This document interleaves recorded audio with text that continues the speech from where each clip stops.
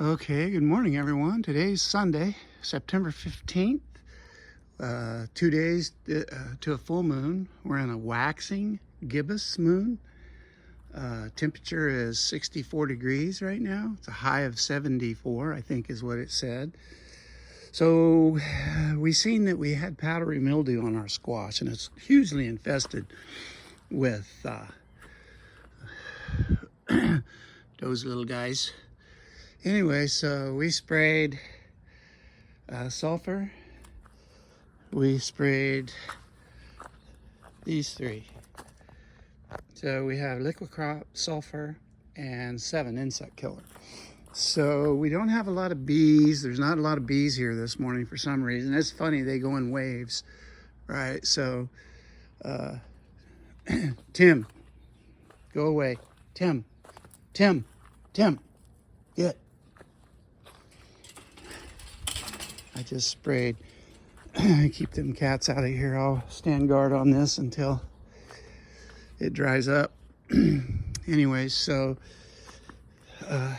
you can see the powdery mildew right here, and you absolutely do not want powdery mildew to infect your garden. You will not be able to grow anything. Powdery mildew is some bad stuff. So we're just waiting for this stuff to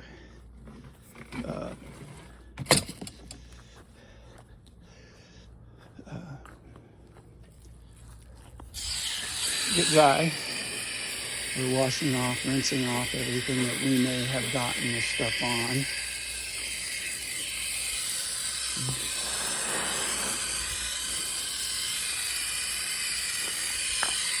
We're going to give everything a shot of water. It's like my brassicas are coming along fine. I'm going to give them a little bit of water. We didn't spray any of this over here. It doesn't have any problems, so I don't like to spray when I don't need to. Although, it could be, maybe we should do a little preemptive strike. See, there's this is cabbage here. We're wanting this cabbage to do well. We have our snow peas in here. We are going to plant some more. I have some that didn't come up over here. So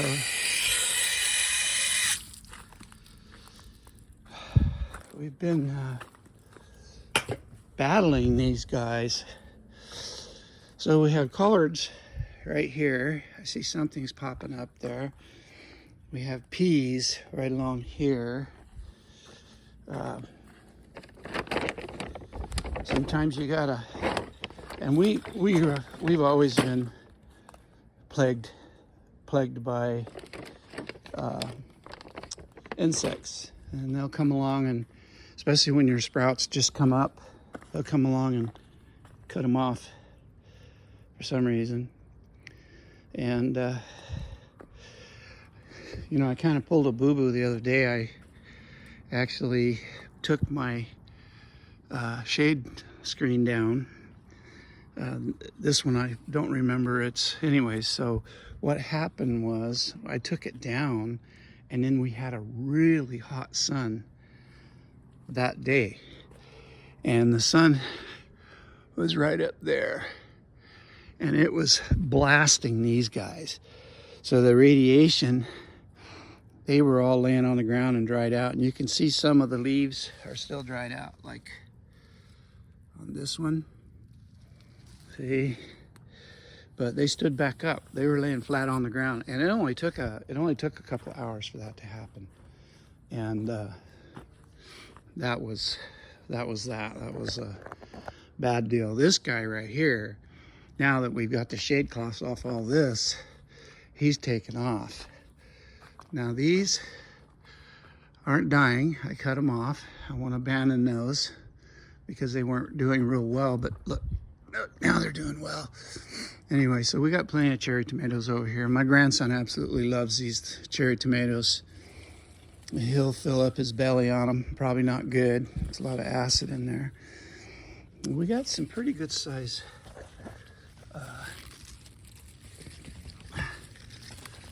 yeah, look at that pepper right there. Anyways, so I got about 8 cups of chopped peppers that I had frozen. All right. And so we didn't spray any of this. Those are really nice. And those over there are still more tasty, or tastier. Anyways, we have whitefly that has infested our cantaloupes, and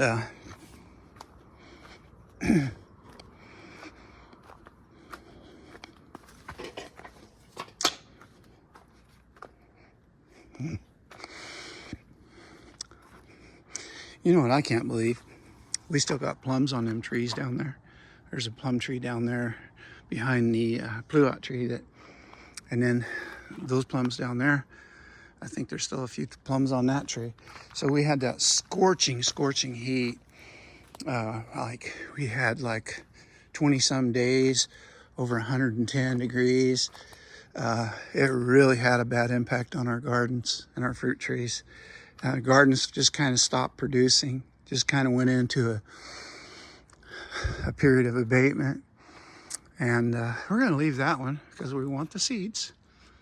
You know, now we're growing for seed. We still have some that we can eat, and we don't eat a lot, just me and my wife. So I end up giving a lot of this stuff away, but they're good.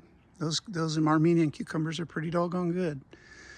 So, and then we had a vine right here. It just died, right? It just happens. It just died. I have no reason. I have no idea why, but those cherry tomatoes are like a giant vine. So these guys are just pretty much done, I do believe. I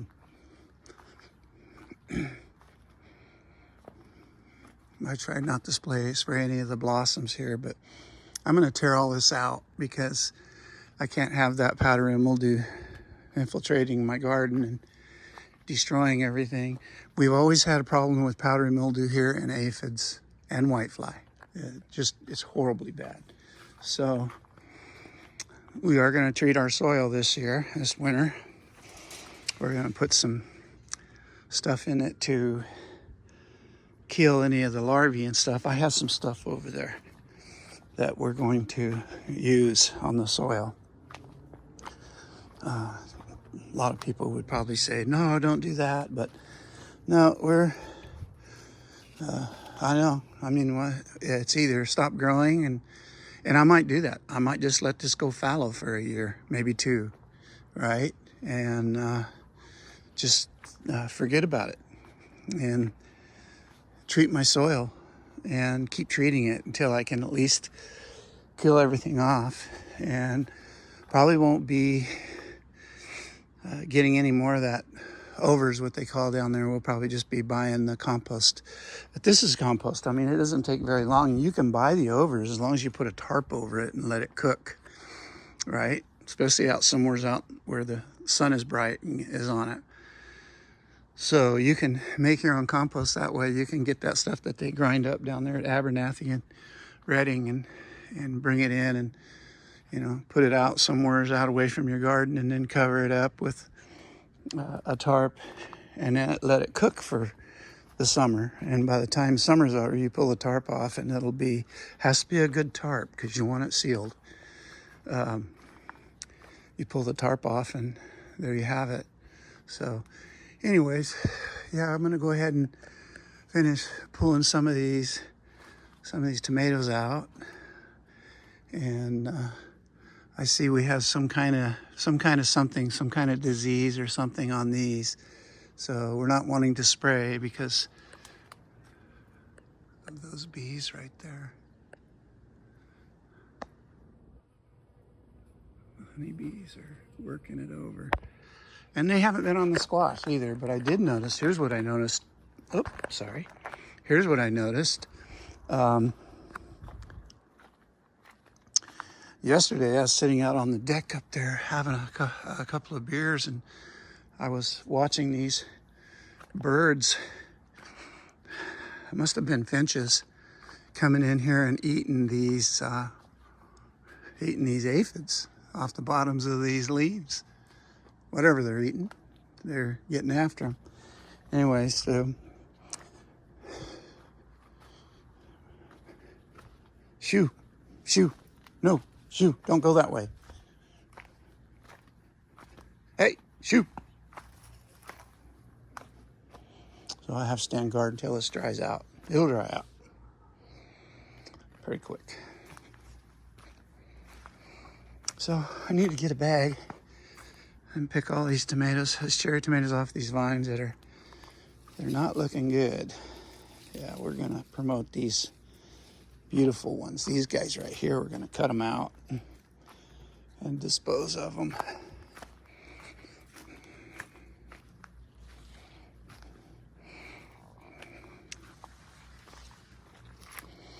I have to get a... So anytime you're spraying that stuff, I always wear gloves and a mask. N95 mask. And you want to wash your hands and your feet thoroughly, your legs, when you're done. But this is another day in the garden here, waiting for things to do what they gotta do. This is my stack table. Okay, so that's what we're gonna treat our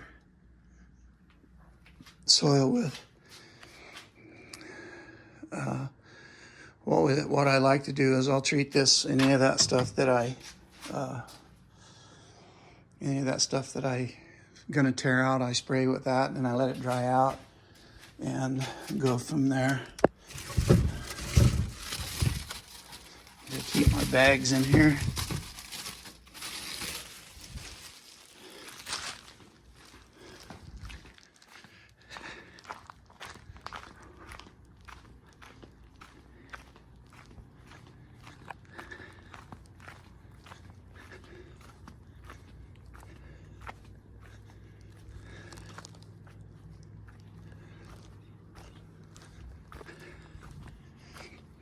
Beautiful day today. It'll be time. It won't be long. It'll be time to start prospecting. And we'll get to show you how the crushers work and how we pan that gold out and stuff. But yeah, I live on a pretty good piece of ground here. So this whole country around here has got faults and veins and things where you can find gold. People are always down there in what is that creek down there? I can't remember. Buckeye Creek? Churn Creek? And they go down there and they pan gold and they find gold. I've been down there and done that before. So there's gold there. It's just that there's a creek, a draw that comes up over there. It doesn't really have a creek in it, any flowing water unless it's raining. But there's gold in that one. There's an adit back there in the back, and they left a pile of ore over there that we're gonna process. No, get out of here. Hey, get out of here.